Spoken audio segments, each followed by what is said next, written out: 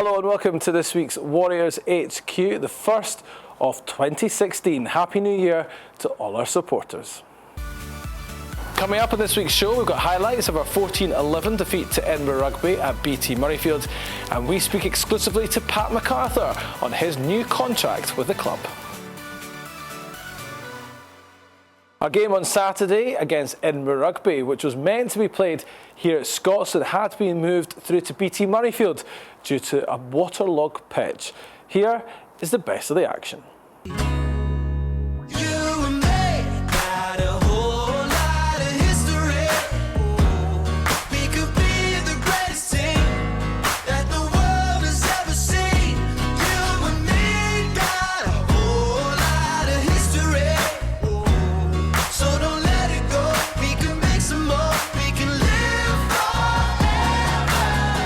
Johnny Gray dummies at the front of the line out, and they've made a mess of it. And that was the story last week for both sides of that department.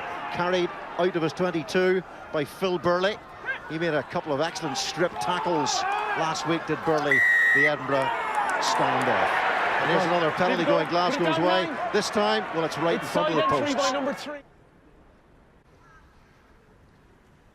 Well, Duncan Weir's kicking percentages are pretty low this season, but this is right in front of the sticks for him, and the Scottish international lands the first 3 points of this game. And it's Cornell Dupre, of all people, who puts an excellent kick through there, deep into the Glasgow 22, and three defenders are up, attackers are up in a flash there for Edinburgh.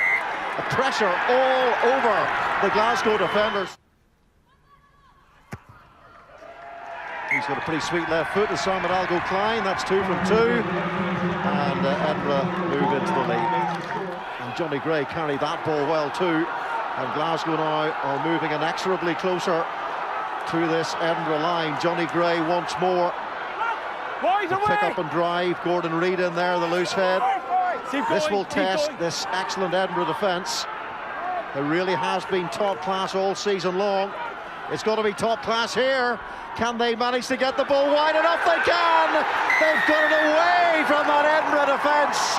And the try is scored by Mark Bennett, who got one last week here in the same stadium.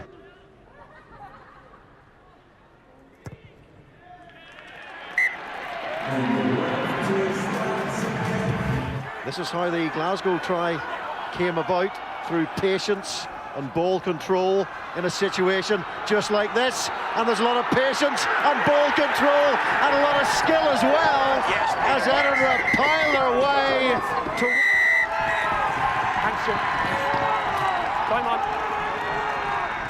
What you'd give for Finn Russell if you're a Glasgow fan in this situation, just to take the ground and do something different. And it's not enough. Edinburgh, their defence beats Glasgow's attack, they do the double.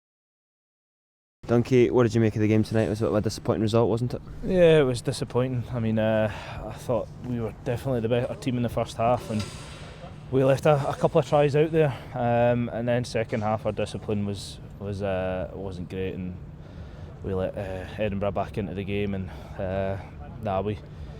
we kind of played into their hands. It kind of turned out a forward kind of game. So yeah, they would all like that from us, but we're bitterly disappointed in that change room. It's a tough place to be at the minute, and we just need to get that bounce back. Away at Racing, there's not going to be a bigger game that we can have next week that we can try get the bounce back from, and just go into the European Cup guns blazing, because we need to win away, and it's in our own hands to qualify in that competition. At the end of the game, they were pushing towards their line for so long, but just didn't quite get it. That must have been disappointing. Did you think that we would be able to get over the line? Yeah, we got pretty close at times. As a 10, you're working off the ball, you're trying to help out the forwards as much as you can, but we lost a couple of guys through injury, so we're kind of, I think we're down to 13 at one time. So it's really tough not coming away with a win tonight, because I definitely thought we were the better team in the first half, and we let ourselves down in the second. You're so used to playing at BT Murrayfield for Scotland. Tonight it was a home game for Glasgow. 8,000 fans showed up. It was a terrific atmosphere. What's your message to them? Yeah, thanks for coming through. I mean, we were all bitterly disappointed that Scotstoun wasn't up for it today, but seeing 8,000 Glasgow fans, for the majority of them, with our flags at the far side there at the East Stand was terrific, and we felt their energy that they were giving us, and we can only just thank them for travelling through.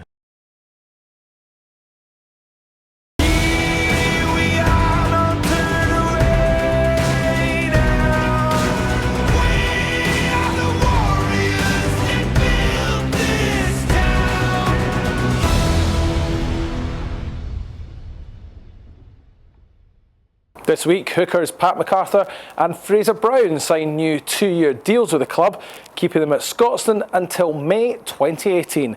And we spoke exclusively to Pat MacArthur on his new contract. Pat, congratulations on signing your new deal until 2018. Why did you decide to extend your time here?